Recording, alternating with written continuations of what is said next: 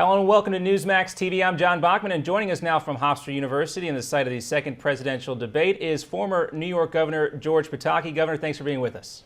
Good being with you, John. Okay, of course, everyone knows you won in the state of New York. You had to appeal to a lot of Democratic-leaning voters, moderate voters. Anything in particular that Romney said tonight that you think will help him win over some more of those undecided moderate voters in this presidential race?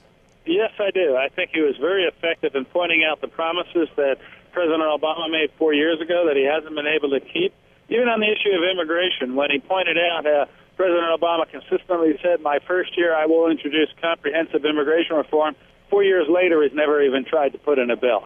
So I think that was very effective. I think Governor Romney was also very effective in painting a vision as to how we can have a new direction for our economy. I think undecided voters, independent voters, the American people know that's what we need. And President Obama was unable to say how the next 4 years would be different from the last four. So I think it was very effective by the governor. We saw some points in which Governor Romney and President Obama were directly confronting each other here. Who do you think did the better job of remaining aggressive but still looking like a true leader and someone who could be president?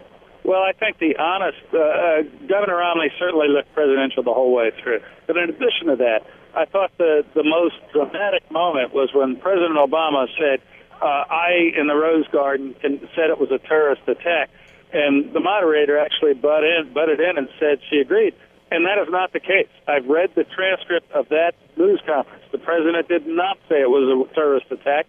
In fact, a week later, his press office was still saying it wasn't a terrorist attack. So I think not only was it unpresidential at the moment, but when the American people learn the facts about the Benghazi attack, they're going to be more concerned about the president's attacks on Governor Romney. Were they factual? Certainly in this case, it was not factual.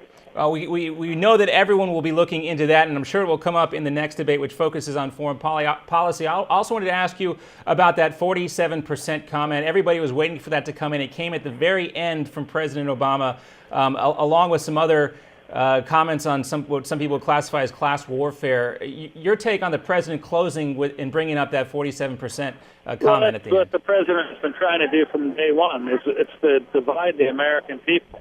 And I don't think that's what we need, and I don't think it's what the American people want. And I think that they want to see a president who, as Governor Romney effectively talked about tonight, puts aside party differences, can work in a bipartisan way, as he did in Massachusetts.